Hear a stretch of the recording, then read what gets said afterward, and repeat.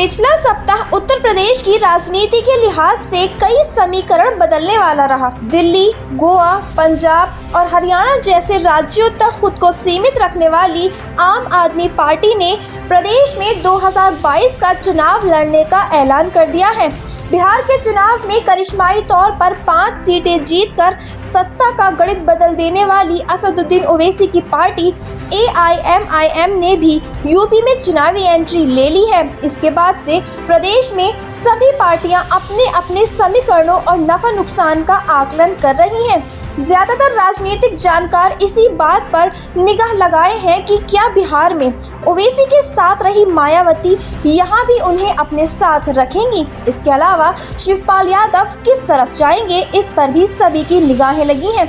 Sapa MLC Shatrughan प्रकाश कहते हैं, सबसे बड़ा फैक्टर तो ये है कि मायावती क्या ओवैसी को अपने साथ रखेंगी। अगर दोनों का गठबंधन यहाँ भी बरकरार रहता है तब तो कुछ गंभीर बात हो सकती है, नहीं तो ये पार्टियां सभी दलों के कुछ वोटों का नुकसान करेंगी।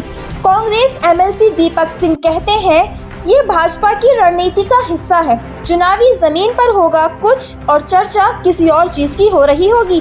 भाजपा 2014 से इसी दिशा में चल रही है। बिहार में जिस तरह ओवैसी की पार्टी ने अल्पसंख्यक बहुल सीटों को अपने लिए चुना था, वैसे ही यहाँ भी होने की उम्मीद है।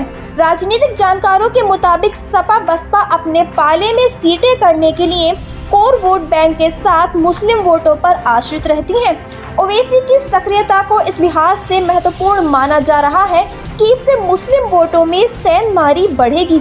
अगर ओवैसी अल्पसंख्यक बहुल सीटों पर असर दिखाने में कामयाब हो गए तो ये अल्पसंख्यक वोट चाहने वाली पार्टियों को रास नहीं आएगा। प्रदेश में 110 से 120 सीटों पर मुस्लिम मतदाता निर्णायक माने जाते हैं।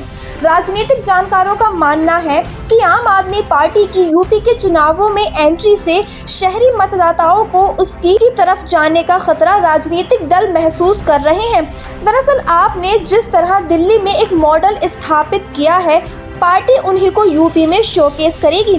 शहरी इलाकों में गरीब और मध्य वर्गीय तबके पर उसकी निगाहें ठीक उसी तरह होंगी जैसी दिल्ली के चुनावों में रही हैं। मोहल्ला क्लिनिक से लेकर बिजली के बिल में माफी और तमाम दूसरी रियायतें उसके पास शहरी मतदाताओं को लुभाने के लिए होंगी।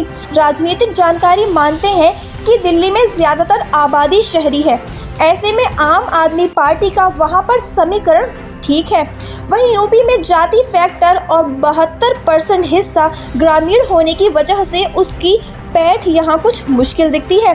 ये सब देखने से लगता है कि उत्तर प्रदेश की राजनीति जिस तरह से गर्मा रही है, 2022 में कांटे की टक्कर देखने को मिल सकती है। Bureau report, the public view.